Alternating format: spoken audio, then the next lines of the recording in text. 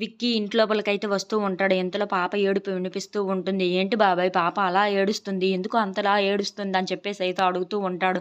ఆ మాటలకి అక్కడ ఉన్న వాళ్ళ బాబాయ్ అయితే "ఆకలి వేస్తున్నట్టు ఉందిరా పద్మావతి, పాలు మరగబెడుతుంది పాపకు పాలు పట్టడానికి" అని చెప్పేసి అయితే అంటూ ఉంటాడు. ఆ మాటలు వినగానే అక్కడ ఉన్న విక్కీ అయితే పాపని ఎత్తుకొని "ఏమమ్మా" అని చెప్పేసి అయితే బుజ్జగిస్తూ ఉంటాడు. ఇంతలో అక్కడ ఉన్న పాప అయితే ఏడుపును ఆపేస్తూ ఉంటుంది. అది చూడగానే అక్కడ ఉన్న వాళ్ళ బాబాయ్ అయితే "నీ చేతుల్లోకి రాగానే పాప ఏడుపు ఆపేసిందిరా బాగానే" అని చెప్పేసి అయితే అంటూ ఉంటాడు. ఆ మాటలు వినగానే ఇంట్లో ఉన్న వాళ్ళందరూ అయితే చాలా సంతోషిస్తూ ఉంటారు. ఇంతలో అక్కడికి పద్మావతి అయితే వచ్చి "పాప ఇదిగో పాలు తాగమ్మా బుజ్జి" అని చెప్పేసి అయితే పాలను పడుతూ ఉంటుంది.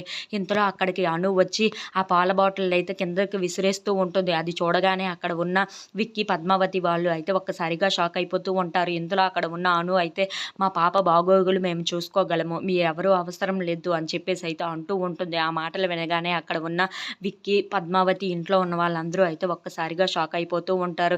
ఏంటి ఇలా ఎలా అంటుంది అను అని చెప్పేసి అయితే, ఏంటి ఇలా తయారవుతుంది అను అని చెప్పేసి అందరూ అనుకుంటూ ఉంటారు. ఇంతలో అక్కడ ఉన్న అను అయితే పాపని తన చేతుల్లోకి లాక్కొని అక్కడి నుండి అయితే వెళ్ళిపోతూ ఉంటుంది. If you like this video please like, share and subscribe friends.